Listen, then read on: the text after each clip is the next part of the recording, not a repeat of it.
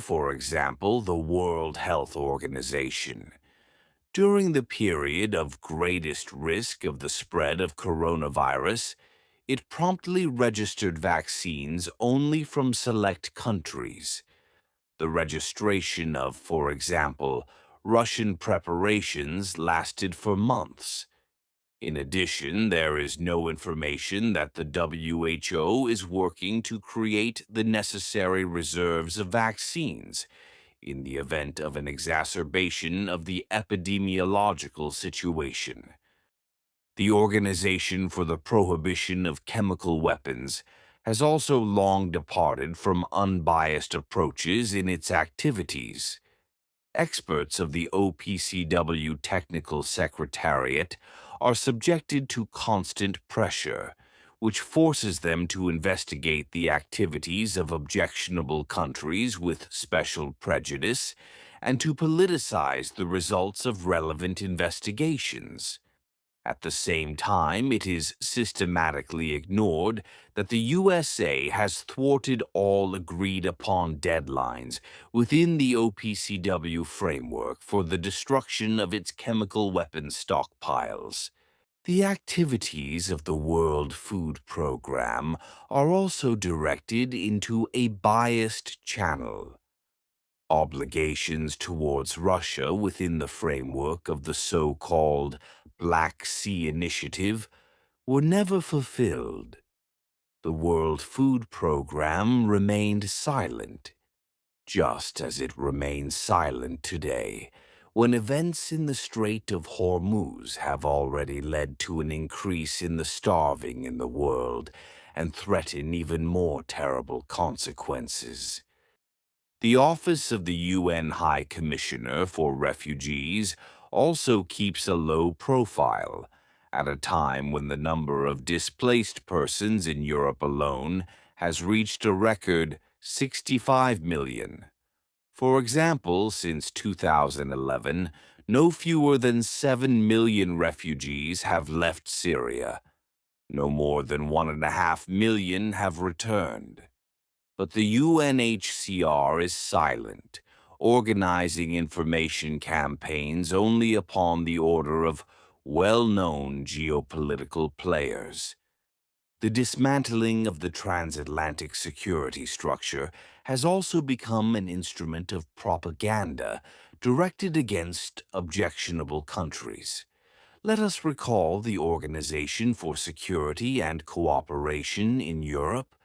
It was originally created to resolve complex situations in Europe. Now, the OSCE is thoroughly politicized and has completely lost its objectivity. Under current conditions, conducting a kind of audit of international institutions is more relevant than ever. It is extremely important to preserve for the international legal system the coordinating role, which they are trying to replace with the right of the strong and with backroom deals. A certain rules-based order, or, for example, with such an odious mechanism as the International Criminal Court. The introduction of the practice of initiating investigations by the prosecutor of the International Criminal Court without the consent of the authorities and in violation of the principle of complementarity of its jurisdiction relative to national courts enshrined in the Rome Statute forms a direct threat to the national sovereignties of non-Western countries, providing the opposition with tools to fight against the legally elected authorities. Without regard for moral principles, representatives of the highest military political leadership of certain countries are abducted or deprived of life. Entire blocks of cities are destroyed along with their residents, clinics, and schools, along with hundreds of children.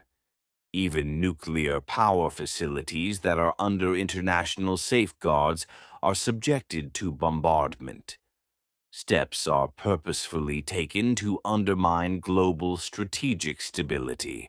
Using the example of the situation that has developed today in the Middle East, it becomes obvious that most countries that previously never even thought about possessing nuclear weapons are now seriously thinking about the fact that, in modern conditions, it can become the only document of safe conduct. In addition, it has become obvious that the presence of an American military base on the territory of a country is not a guarantee that missiles will not fly at it. The Western Troika concertedly promotes the initiative of multilateral negotiations on strategic stability and engages in self-PR. It increases pressure on other countries, while behind all this hide destructive steps in the nuclear sphere. For example, Paris has taken a clear course towards increasing the number of warheads, and even ordered not to publish data on their number anymore. Moreover, France is leading matters not only to joint nuclear exercises, but also to the deployment of its nuclear weapons in other countries. All this is categorically unacceptable and requires a clear and articulate reaction from the countries of the global South and East, consistent support for the introduction of a universal ban on nuclear tests. At the same time, under any circumstances, the IAEA safeguard system must remain objective and depoliticized. The states of the world majority are being provoked with all their might into getting involved in a nuclear arms race. Simultaneously, they are gradually erasing from history and trying to wipe from the memory of the peoples who survived the Second World War one of the most monstrous crimes, which was the use of nuclear weapons against the Japanese cities of Hiroshima and Nagasaki in 1945, without any necessity whatsoever. In such conditions, the countries of the global South and East have increasingly begun to think about searching for new partners and ways of protection. One wants to ask the question, did the group of states that made the decision to get involved in the war in the Middle East take into account the risk that subsequently it will directly or indirectly affect the entire world, which will face sharply increased security challenges? The blocking of the Strait of Hormuz led to a sharp shortage of energy carriers, the severing of production chains. As a result, food prices are growing, measures are being introduced to reduce electricity consumption, mechanisms aimed at containing fuel prices are being applied, laying an additional burden on state budgets. Obstacles in the transit of liquefied natural gas became the reason for the deficit of key components of nitrogen mineral fertilizers and the increase in their cost. Due to interruptions with raw materials, the operation of a significant part of the capacities for the production of chemicals in the states of the Persian Gulf, which annually supplied 16 million tons of ammonia and urea to world markets for food, has been suspended. The yield of about 50% of agricultural crops was under threat. Simultaneously, a number of Asian countries lost a major food sales market in the face of the Arab monarchies. The situation continues to complicate. The parties to the conflict publicly indicated that they are ready to strike at critical infrastructure facilities, including power plants, desalination complexes. In essence, systems providing for the lives of tens of millions of people are named as targets. Upon the disabling of power plants, as well as large water purification and water desalination complexes, tens of millions of people will be left without drinking water. Hospitals and water disposal systems will stop. In the summer period without cooling, staying in cities will become impossible. There is a risk of an environmental catastrophe. Emissions of chemicals used in the desalination process can cause significant damage to the ecosystems of the region. The consequences will go far beyond the borders of the Middle East, provoking a multi-million flow of refugees. Such mass migration is invariably a major source of humanitarian risks and is closely connected with organized crime, the trade in weapons and drugs, people and organs. In addition, in practically all regions of the world, the movement of terrorist groups is detected in refugee flows. In its time, uncontrolled migration became one of the significant factors for the appearance of ISIS. Taking into account the disbandment of prisons in which thousands of supporters of this terrorist organization were serving sentences, as well as the closure of refugee camps where family members of militants lived, a serious threat of its full-fledged strengthening is growing. A dangerous growth of the terrorist threat is being recorded on the African continent. At the same time, Ukraine's role in this is known. Despite its statements about striving to develop ties with African countries, indeed, Kiev acts as a zealous conduit of the West's neo-colonial policy. As an example, one can cite the voting in solidarity with Westerners on the March 25th initiative on the UN resolution declaring the trade in enslaved Africans and race-based treatment of Africans into perpetual slavery, the gravest crime against humanity, during which Kiev abstained. Such a step should be perceived as a manifestation of the dependence of the Nazi regime on Western curators in the person of former metropoles. Yet another confirmation of Kiev's hypocrisy in relation to Africans is the admission of involvement in the attack that occurred at the end of July 2024 in the north of Mali by vastly superior forces of the Support Group for Islam and Muslims on the Malian government armed forces, which entailed numerous casualties.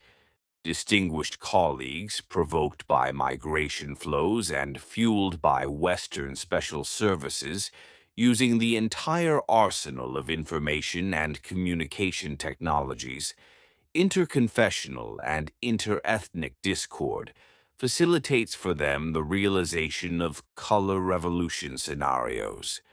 The dependence of a number of developing countries on communications provided by Western satellite systems makes them extremely vulnerable from the point of view of ensuring information security.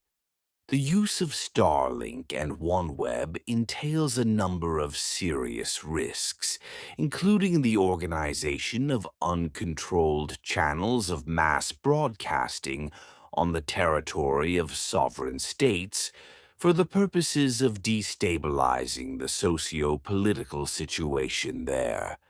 An alternative for the countries of the global South and East could be the use of the low-orbit satellite system being created by Russia.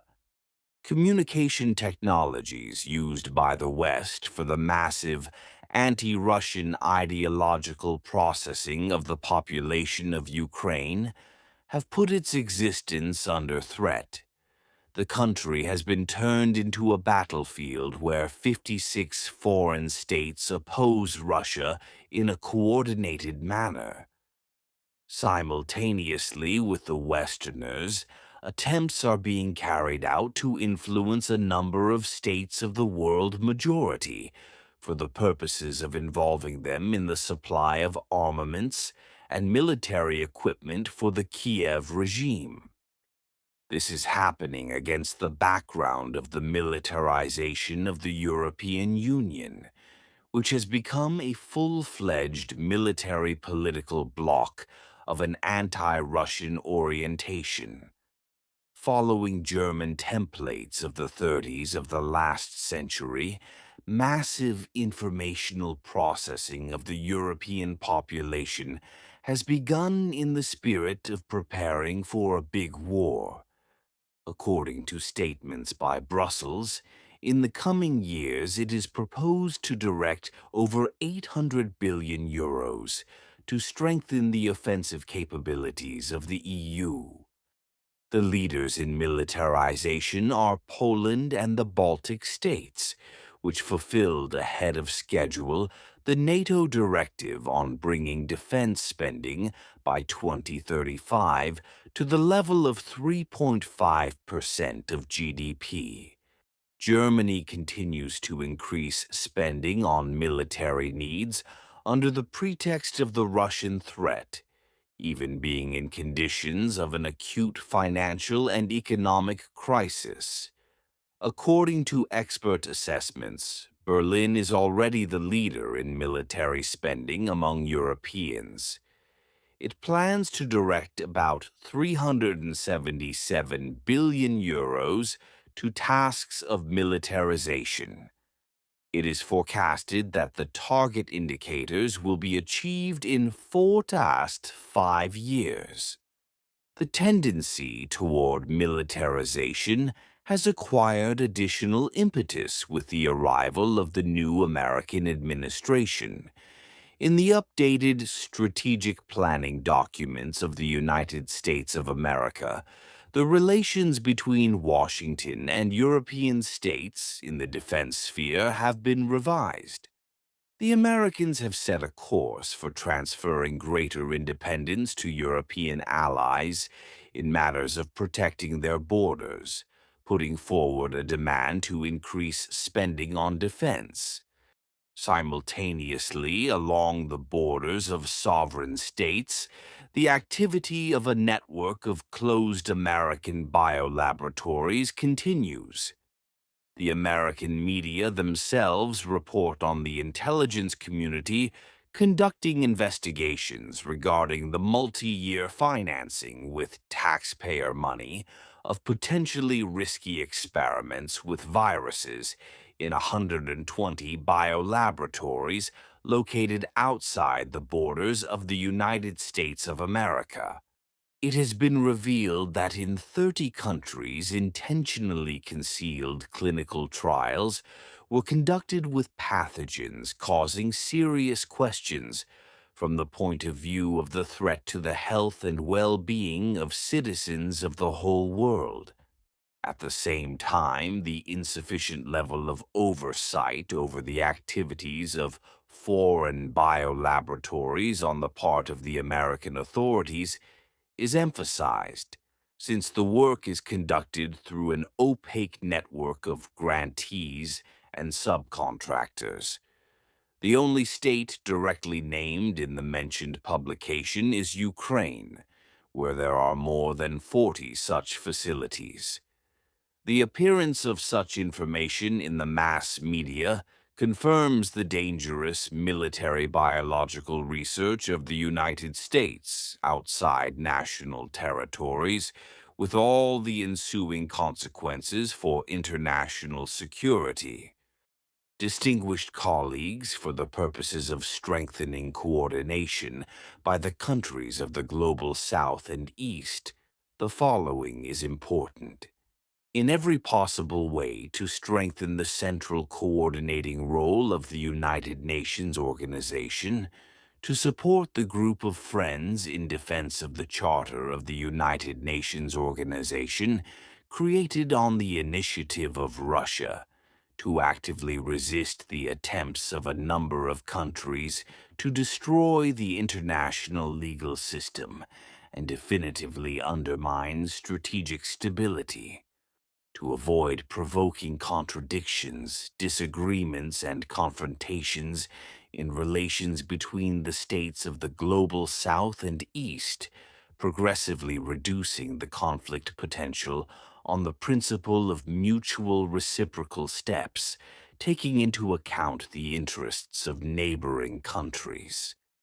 To jointly work on overcoming the scenarios of disunity imposed on the countries of the global South and East, strengthening collective security, not to allow steps directed at strengthening one's security at the expense of the security of other states and interstate associations.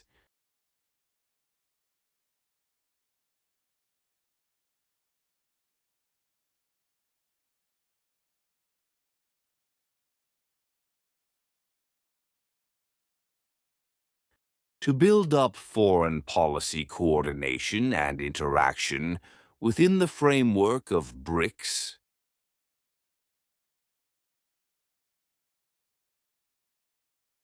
SCO, and other organizations of the countries of the world majority, including developing cooperation along the lines of power structures,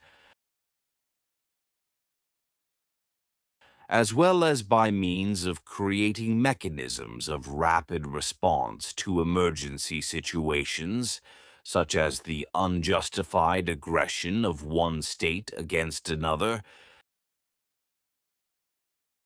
as well as other dangerous actions on the international arena, to reduce dependence on established logistical routes and the Western economic and financial system, diversifying trade ties and actively creating new transport routes. Distinguished colleagues, summarizing, I want to assure that Moscow, for its part,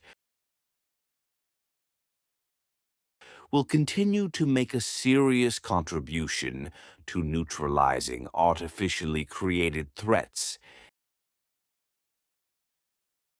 in the sphere of food and energy security, to render assistance to partners by means of supplies of agricultural products, fertilizers, hydrocarbons, to jointly work on creating resource reserve pools. Simultaneously, together with the countries of the global South and East, Russia is ready to actively work on preventing color revolutions, ensuring the proper level of information security, and preserving spiritual and moral values.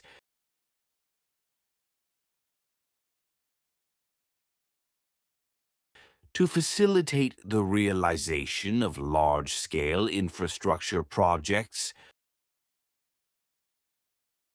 to develop the state world majority, military technical cooperation, to train the personnel of defense departments, security forces, and anti-terrorist units,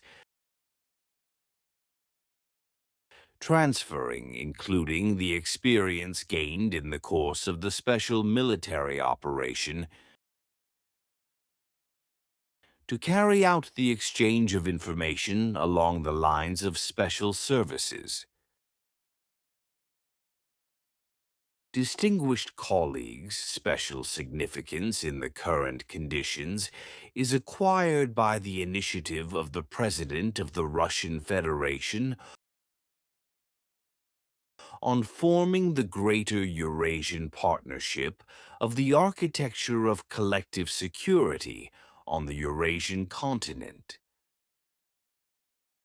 The adoption of the concept of collective security in the zone of the Persian Gulf, as well as other truly constructive ideas put forward by Russia, which Moscow is ready to work through and discuss with partners from the countries of the global South and East for the purposes of the long-term stabilization of the international situation. I am confident that the development of such formats as the International Security Forum will allow for strengthening the consolidation of the countries of the world majority, as well as creating opportunities for building up pragmatic cooperation. Distinguished colleagues, I wish you a pleasant stay in Russia and further fruitful work within the framework of the Forum. Thank you for your attention. And now I ask the Director of the Foreign Intelligence Service of the Russian Federation, Sergei Yevgenyevich Narishkin, to speak. Dear Sergei Kuzhugetovich, dear friends and partners, I am sincerely glad about our meeting. I consider it extremely useful to exchange views regarding the development of the main trends in international processes, current and potential crises, and, if possible, to outline approaches to their settlement. It is difficult to overestimate the usefulness of such contacts for strengthening regional and global security, especially in the current difficult conditions. One has to state that the main international trend at present is a significant increase in conflict. The number of political and military crises, the consequences of which are felt far beyond their geographical zone, is constantly increasing.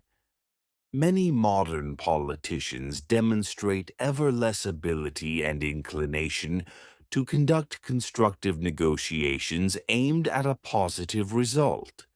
Brute force is becoming the main foreign policy tool.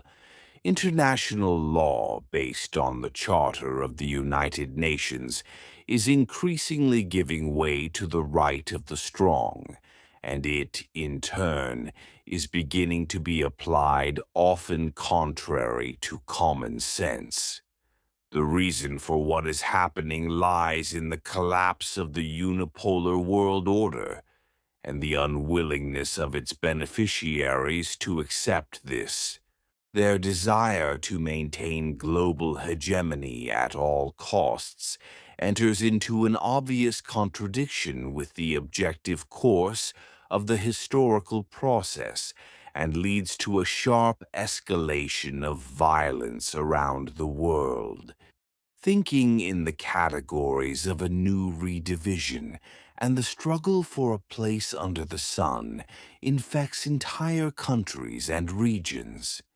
In expert circles, there is serious discussion about exactly at which point a new planetary war will begin or has already begun, and whether humanity has a chance to survive in it.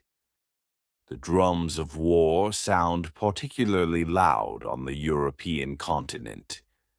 Europe, one might say, is taking giant strides towards once again, as in the last century, becoming the epicenter of the outbreak of a global conflict.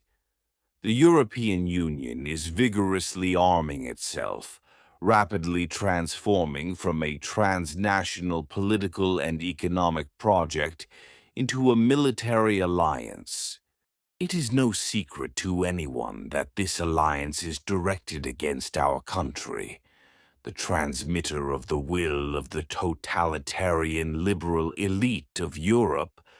The Russophobe Kaja Kallas speaks directly.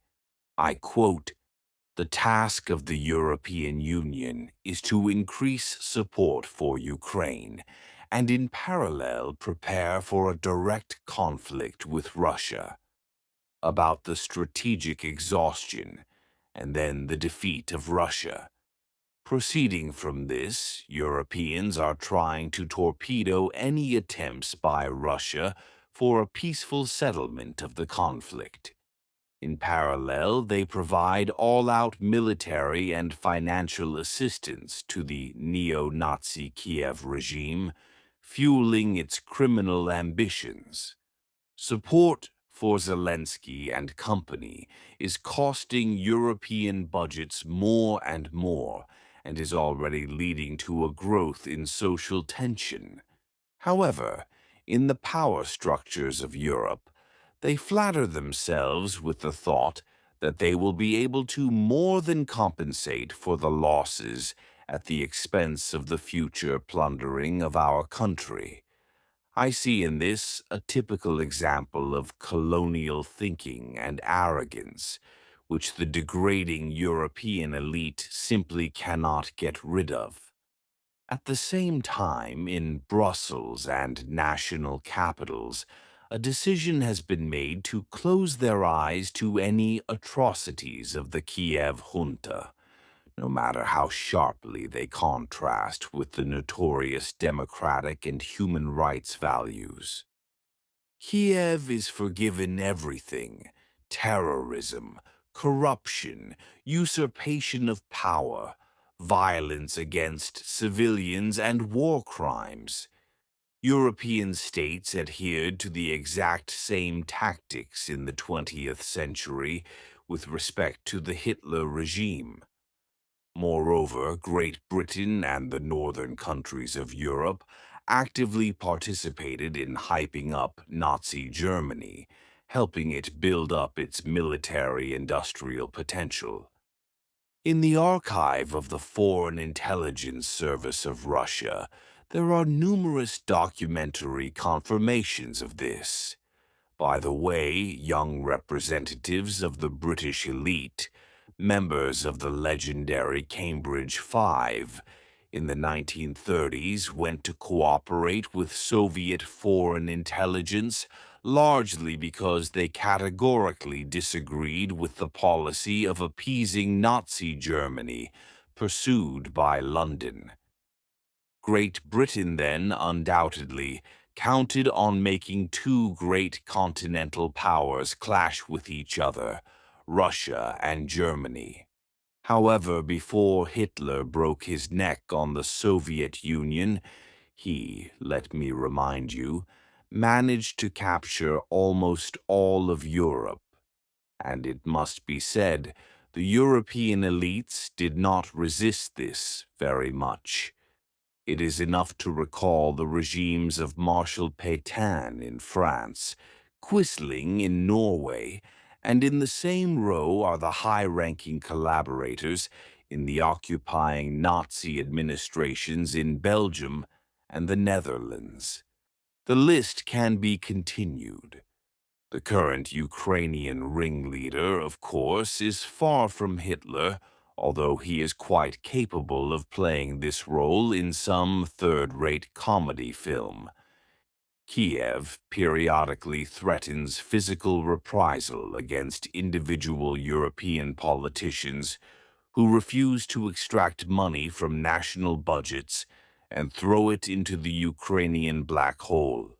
Weapons from the Ukrainian theater of military operations freely roam around Europe, ending up, among other places, at the disposal of international terrorist groups.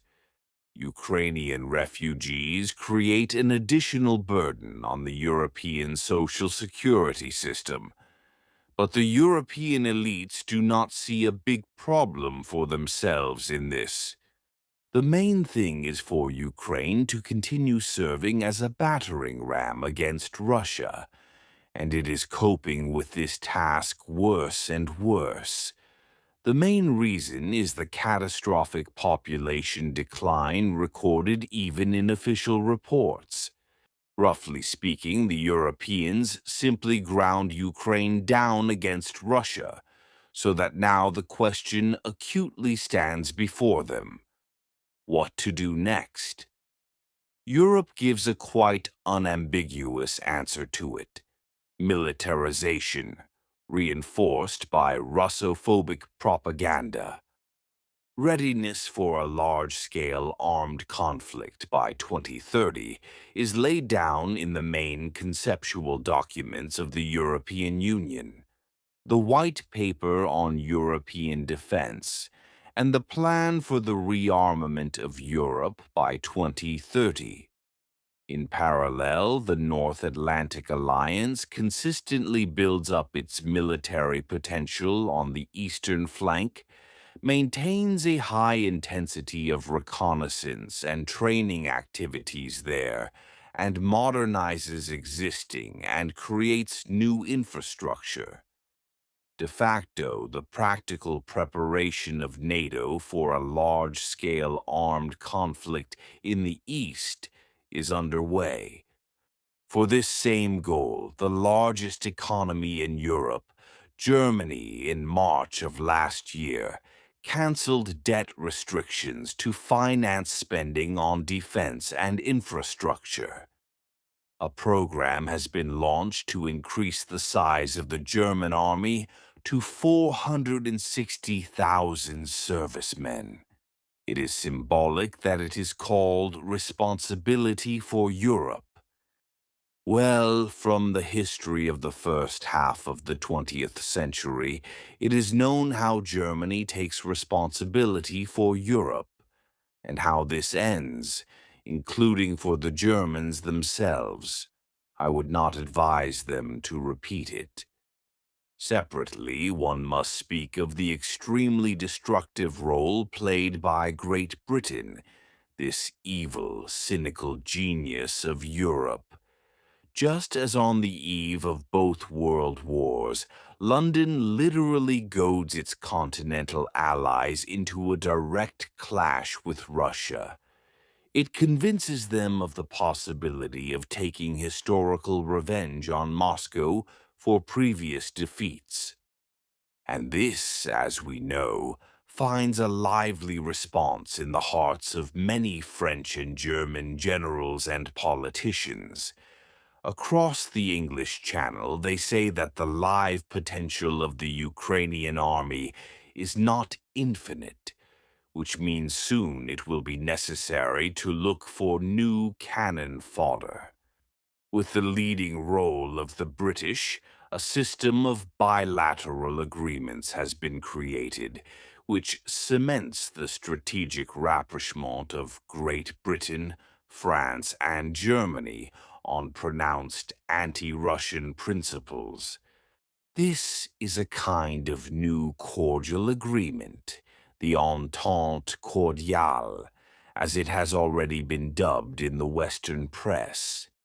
For my homeland, let me remind you, participation in the Entente over a century ago ended in vile betrayal by allies and military intervention on the territory of Russia. Therefore, I want to give a piece of good advice to the Germans and the French. Learn the lessons of history already, finally, and do not get involved with hypocritical and treacherous Albion. It will deceive you anyway, then deceive you again and wash its hands. Esteemed colleagues, it is not uncommon to hear that the decisive significance in geopolitical confrontation will be held not by armies, but by the newest technologies, primarily artificial intelligence and autonomous weapons systems. This is indeed a new challenge for global security, which requires thorough comprehension. Western military-industrial companies are actively utilizing the territory of Ukraine, and now also Iran, as a testing ground. Against this background, a number of IT corporations predict that in the future, artificial intelligence technologies will prove capable of influencing the strategic balance of forces and the established order of nuclear deterrence. It goes as far as loud statements that, I quote, "The era of nuclear deterrence is over." To this one can answer only one thing. The era of nuclear deterrence, thank God, has not even begun yet, and I would not advise the hawks in the Western camp to test this statement for authenticity. Esteemed participants of the meeting, dear friends, the growth of militarism in the Euro-Atlantic camp undoubtedly increases the risks of a global clash. It is simply amazing how one can step on the same rake so many times. However, it is within our power to prevent reaching the point of no return. True responsibility requires all states, both on the European and other continents, to stop thinking in categories of a zero-sum game, but, on the contrary, to try through dialogue, compromise, and common sense to seek mutually acceptable solutions to acute crises. Our meeting today serves as a good support for this. The world will not be balanced and safe for a long time to come. We live in an era of changes, and this means that we only dream of peace. But instability contains within itself not only risks and challenges, but also opportunities. This is a living, dynamic existence, which radically differs from the deadening unipolar order or colonial lawlessness. I am confident that the future belongs to countries that draw strength not from the idea of their own exceptionalism, but from respect for their own and others' traditions, who strive not for profit and domination, but for prosperity and accord. This is exactly what multipolarity is, and all who take the sword will perish by the sword. This is where we stand. Thank you for your attention.